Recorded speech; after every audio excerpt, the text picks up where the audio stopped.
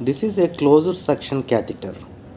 If you see this closure suction catheter, this catheter is covered in a plastic cover, so that prevents the contamination with the external environment. So it is already covered in the plastic cover. So this portion will go inside the patient.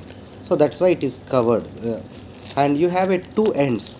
One end you will connect it to the suction machine, mostly to the anchor suction. So here you have a knob. By pressing this you can do this suction. Okay, you can press and you can lock it also. If you lock, it will not go inside. And unlock. Okay, like this you need to press. And in this patient end, if a patient is on tracheostomy, you need to connect it to the tracheostomy tube. If a patient is on a endotracheal tube, ET tube, you will connect it to the endotracheal tube. And another port is there. In this port, you need to connect it to the HME filter, and then this end you will connect it to the ventilator tubings. Okay, this will go to the ventilator side. So this way the air will come and it will go to the patient like this. And this is a suction chambers. And you have extra two ports are there. These ports allows you to clear the secretions in the suction catheter. How you will clear means by giving the normal saline or whatever the fluid. Okay, so you will connect it to the syringe with a flush water or normal saline. Slowly you will push inside this and you will press this knob at a time. Okay, you will press the knob and push it. Automatically this secretions will be cleared from this area. And how you will insert this suction catheter into the ET tube or a tracheostomy tube means, this is here again you have a two options, closing and opening.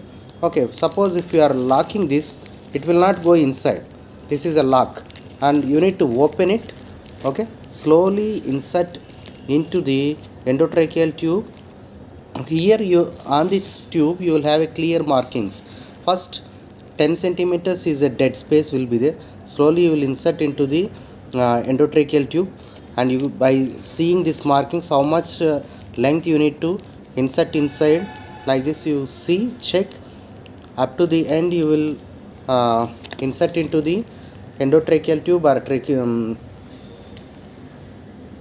Okay, and after inserting, by pressing this knob, you need to give support here. Okay, otherwise this you will pull endotracheal or tracheal tube by mistakenly. So you give a support with another hand at this area and press with the right hand on this knob and gently pull back.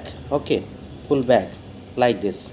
Okay, and entire this section should be done within the 15 seconds. Okay, not more than 15 seconds. Before doing suctioning, you need to do the hyperoxygenate the patient.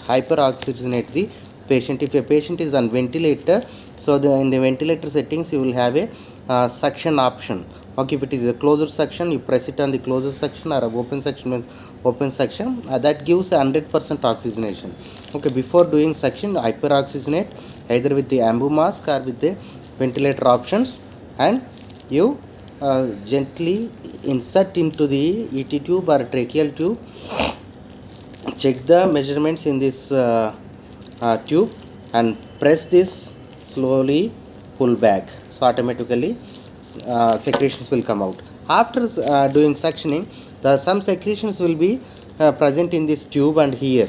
So for clearing this, you push a saline flush here and press this knob. Automatically the secretions also will be get cleared here. This is about closed suction. So this prevents the contamination from the external environment. This reduces the number of infections. Thank you so much.